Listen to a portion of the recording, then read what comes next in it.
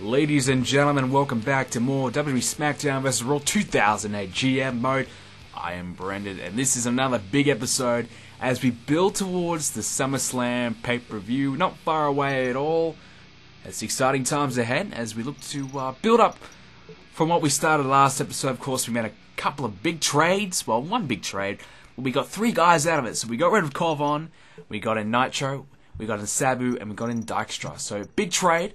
Now, I touched on that last episode, we got three new light heavyweights to add into the Cruiserweight division, which is what we desperately need. So, really what we want to do right now with these trophy dates, get those guys up to that 80 popularity range, that 80 popularity mark that we desperately need to get them to, so we can use them on our show efficiently, put them in the rivalries we want to put them in, and we can start to make the Cruiserweight division and Tag Team division a little bit more credible, a little bit more enjoyable. So, that's what we have there. Most of the guys are around that 80 popularity mark right now. Dykstra a little bit under.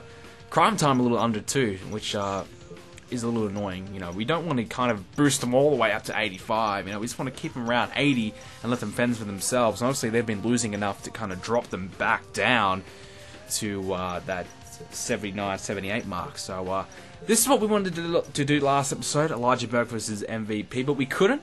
We had to turn one of them babyface, and we did that to MVP. Of course, those two guys, they teamed up last episode to take on the new tag team of Sabu and Sandman, and they lost. So we kind of used that excuse of their loss as a way to turn on each other and have a feud over the US title, which is something cool. I don't know. But this is what we want to do this episode. So we feel as though Batista deserves a rematch. Fair enough, right? But he's not in a feud with the Undertaker, and which would mean a little bit of a pain in the ass for us. So I thought for a moment, let's do a rivalry in place of a match. But hey, why don't we just do Undertaker versus Batista and have their respective opponents for the upcoming pay-per-views as their managers. So we have Batista and John Cena. Those two guys are going to take on Cena's going to take on CM Punk. Batista's going to take on CM Punk. Cena's going to take on Undertaker in their feud. So it makes sense, and it works, hopefully. So that should be good. And I think that was a nice little sneaky way of getting around that without having to use that rivalry instead of a place. Because we are low on money, we do need to boost up our advertisements, because we had to sign some new contracts last episode as well. So we are a little bit struck for cash right now. So we can try these little workarounds, it'd be nice. So Elijah Burke versus MVP. Makes sense, that match. Of course, we're just going to do that one. Obviously, with the game, you have to have these guys face each other every week, so it really makes it difficult to kind of bring you fresh, unique matches week after week after week. So that makes life a little bit more difficult, but, we can work around it. So we can have our three new signings and Mysterio. They're going to have a Fatal 4-Way match, title not on the line, though. And we're going to do some slandering as well. So this should be a good card this week. So we're obviously going to go ahead and play that world title matchup. Obviously, simply because world title match, whatever. So that's what we're going to do. And JTG and Shad will continue their rivalry with the Hardy Boys in another tag. Actually, no, it's a singles match. So we're going to have another manager matchup, just like we had before. So the teams will take each other in that retrospect. So it's a different way of having the same kind of match. Instead of having, a tag team match every week, which does in fact ruin your ratings, having the same match in the same slot every week. Instead, we just have a singles match with with both guys coming in as managers. So that works, and that kind of is another workaround of keeping things a little bit different, but they're still the same, if you know what I mean. So, Brendan and Kane, first blood match. Kane's actually, that is his match specialty, so that could see a little bit of bump up in the ratings as well. And while we're at it, while it's on my mind, we'll go ahead and put those two guys in a feud. So Kane and Brendan, only a small feud for 3 weeks, just something for them to do whilst they're not in the title picture right now. And I think that's something that I would encourage you guys to do. If you're going to have guys that are missing, guys that aren't really doing much, you've got 2, 3 guys, 4 guys that aren't doing much, stick them together with a rivalry. Obviously, when you have those guys face each other, because you have that spare spot on the card, it's going to make their match rating just that little bit better, Even though you don't really care about the rivalry, who cares? It's just a, whatever matchup. it still will give that matchup that you're going to have each week or every second week that little bit better of a rating. So I think that's vital. I think that's just a little handy tip to give out as we go ahead for our World Heavyweight Championship matchup. And, you know, last episode we really touched on the Cruiserweight division and how we wanted to build that up, and that was something we've really wanted to do for a lot of weeks now. You know, if you go back to the older episodes of GM Mode, you know, that was one of our primary objectives, was to boost the Cruiserweight division as well as the Tag Team division. We've ticked one of those two boxes. I think as well as that, you know, we have brought in a new tag team, to be fair, so we have 3 tag teams, I think 6, 7 guys that can compete for the Cruiserweight Championship. So that's really good. And one thing I want to kind of emphasize now on is the main event division, because we have 4 guys that I feel as though are main event guys: Batista, Cena, Punk, and Undertaker. So now we've had all 4 of those guys. They've all been in a rivalry against each other at some point. Now we are completing the final kind of set of those rivalries right now. So we are playing through that final set, of course. So Batista, CM Punk, Cena, Undertaker.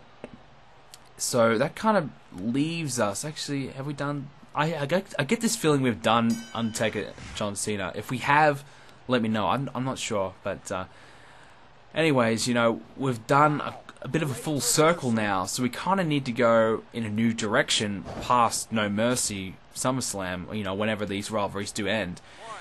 So that kind of puts us in a bit of a pickle, I guess you could say, a bit of a situation where, you know, what do we do next? What's our next move? Do we just bring up, you know, maybe Kane or Rey Mysterio into that role, Elijah Burke, MVP? Do we kind of just bring those guys up, or do we look to make a trade and perhaps bring in a Triple H, bring in a Shawn Michaels, bring in an Edge, a Randy Orton? Even though Randy Orton's popularity is actually really low in this game, I still kind of see him as a main event guy. So do we bring in another main event guy from another show by exchanging them with, you know, maybe a Sandman or, you know, somebody that we don't really care about, we don't have anything for right now? I guess Sandman's now in a tag team, so he's kind of is useful to us, whereas Marcus Corvon was kind of just lingering around doing nothing, so it was kind of, you know, dead weight to us, and we got rid of that dead weight for a couple of new guys, which was good. You know, do we kind of make that same play again, or do we just, like I said, bring up another guy to that main event role? So that's probably our next thing we kind of got to try and work out, and I would love to get you guys' opinion on that. Should we bring in a new guy, or should we just use what we have, focus on the talent that we have, and try and, you know, push one guy to the top?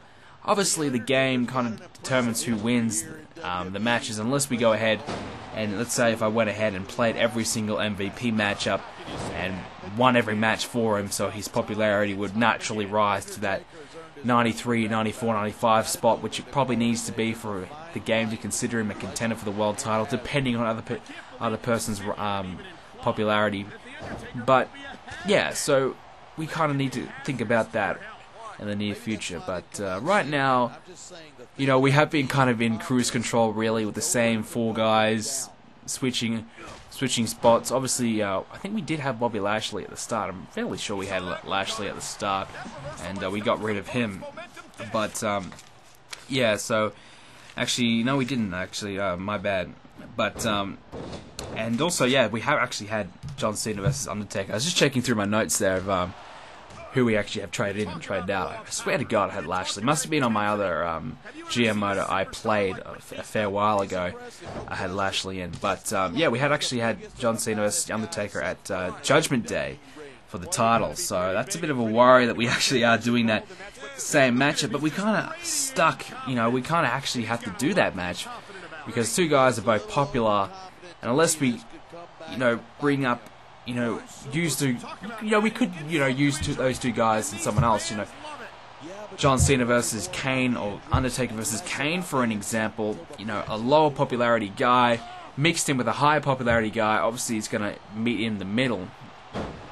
But it's, you know, going to be a situation to certainly think about. But obviously, I don't really want to do the same rivalries over and over. That's kind of why I'm bringing this up. I don't want to do, you know, Undertaker versus John Cena. Now that I know that I've already done it in the past, I'm kind of a little worried about that. that you guys are going to go like, oh man, we've already seen this shit, who gives a fuck? So I apologize for that. But we need to kind of, think about it. Do we really want to risk, trading away one of our big names? Do we want to really trade away a Cena for a Triple H or, something like that? Or, do we just want to do what a lot of people do and, for example, we don't want Kenny Dykstra, even though we just got him, we got him for free. We didn't really get him in the intention of putting the title on him or anything like that. But if we built Kenny Dykstra up to, let's say, 95 popularity, we traded him out for, two guys in the high 80s or whatever, bring them in for the main event level, that could be something we can do. So, is it worth doing that? Or are we happy with who we have right now and we should just focus on that? Because obviously, when you're playing GM mode and you're not really broadcasting it out to an audience, it doesn't really matter, who cares? If you've got the same guys over and over, the game doesn't give a shit. Once you've done a rivalry, you can just put the same rivalry on a month or two later, nobody gives a shit. But obviously you guys are going to be watching it and you're going to see the same matches over and over and over, and you're kind of thinking, well, we've seen this shit, let's give it something new. So that's kind of my concern right now. But, that's not a bad concern really to have. Obviously, the major concern is the fact that the ratings aren't up to par. Our match star rating are not too bad. I mean, we are getting 3.5 rated matches. Our shows generally get around about 3.5, 3 stars, sometimes 4 stars if we do a good show.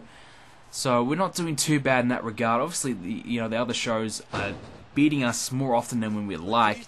We're not getting that many winning weeks, which is why our ratings are currently down. But I feel as though everything's going to start to fall into place. We've kind of got the roster that we want now.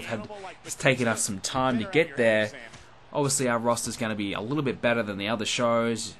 So I feel as though right now we're in a good spot, and in the coming few months, our show will certainly be faring a little bit better than our rival shows, no doubt about that. But certainly tough times ahead, in my opinion, no doubt. But certainly exciting times as well, as Batista goes over the top rope there. Undertaker in control here. It's kind of a bit of a breather here.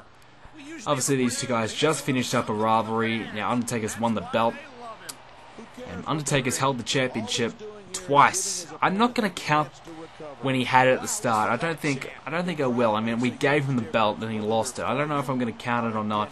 I probably should, but I don't really want to. But if we are counting it, that would mean he is a 3-time World Heavyweight Champion on our GMO, which is very, very interesting. Obviously, Undertaker's probably been the MVP of our GM mode so far, if you're counting title reigns.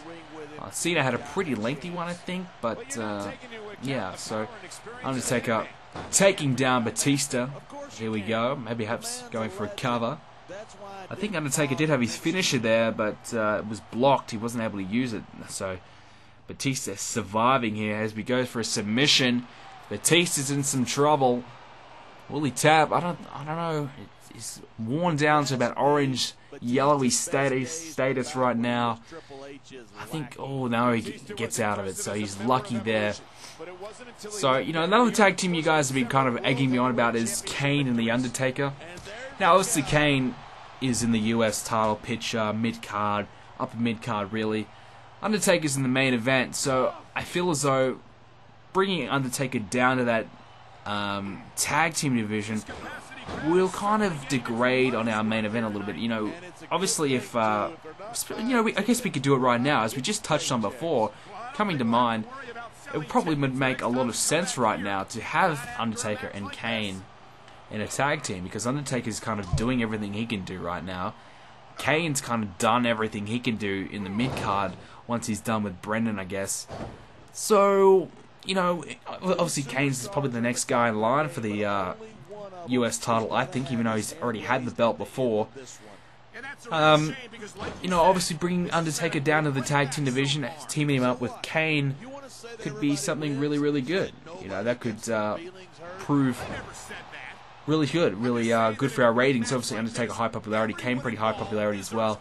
Feuding them with whoever's the tag team champions, you know, Hardy Boys or Crime Time, or perhaps even maybe, let's call them Team Extreme, Sabu and Sandman.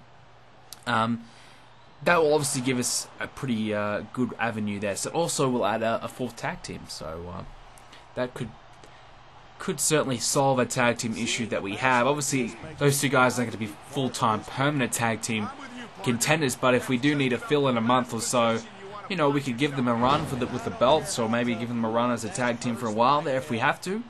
And certainly it'll be something different, and they can go ahead and have some feuds with those guys. So that's also an option we have. And a lot of you guys I know have been telling me, hey, you should do this. Brothers of Destruction, let's do it. Perhaps we might do it. So that's certainly something we'll consider. And Undertaker looking to put Batista away here. I think he's got him up. Here we go. Batista's in trouble. I think he's close to the ropes though, so maybe a rope break. Tombstone pile driver. Yep, a rope break, just like I said. And if we can drag him to the middle of the mat, he might still have enough damage done to him to get the 3 count. Here we go. 2, and no, Batista kicking out at 2. So maybe just some kind of power move of some sorts will probably put him away. I think he's going to go for that submission maneuver we saw before, and this time he might have it. He had it in Batista for a long time last time. Batista nearly tapped, and he taps this time, so the Undertaker will retain his World Heavyweight Championship belt over Batista. So now Batista's had his rematch clause. He's out of the title picture.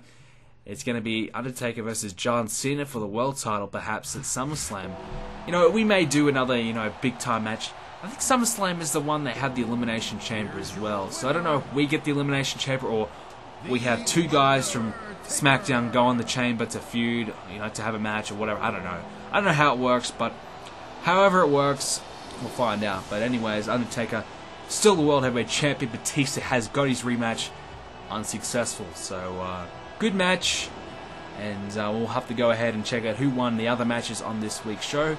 I think that rating will be not too bad. I think we got away with this whole CM Punk, John Cena getting involved situation as well. So we got the rematch out of the way, as well as keeping the rivalry. So I'm happy. That's a win-win situation there for me. Obviously, I would have probably preferred Batista being the world champion, but nonetheless. So Kane defeats Brendan. I think Brendan won last week. Hardy Boys beat Crime Time again. Crime Time, they just keep losing every bloody week. And Kenny Dykstra wins the Cruiserweight Fatal 4-Way, and Elijah Burke defeats MVP. So perhaps a new US champion might be on the cards there. Kane wants a title match. Undertaker, new champ. He is the top popularity. As you can see, Cena's popularity fading a little bit there, 93. That's a bit of an issue for Cena.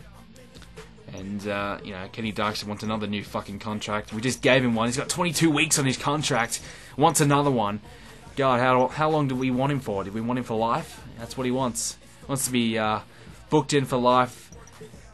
And, not bad. So here's the show. 3.5 star to kick it off. 3 star for the tag team match. 3.5 for the Cruiserweight Fatal 4-Way. 3.5 for the US match. And the main event got 4 star. I think we only got, 3 star rated show. So, you know, really nothing too special. As Raw got a 4 star rated. And ECW got a 3.5 star rated. So that means we're going to go down big time in the ratings. So that's a big loss. Even though I felt we had a 3.5 star rated show for sure. No good for us. That's a big pain in the ass. So there's the Power 25. Couple of new guys there from Raw and ECW peeking in. I think obviously Marcus Corvon, he's going to be debuting in thanks to us because we got his popularity up so high. And there it is. That's the Power 25. Fan support, we dropped about 100,000. So we were back to where we were. That sucks. But we've got a lot of time. We've still got plenty of time to get our show on top of the ratings. So guys, if you enjoyed this episode of GMO, make sure you go ahead and subscribe, hit the like button, follow me on Twitter, BrendenPlayz, and I guess I will go ahead and see you in the next episode. Guys, thanks very much for watching. Hope you all have a great day. Thanks very much.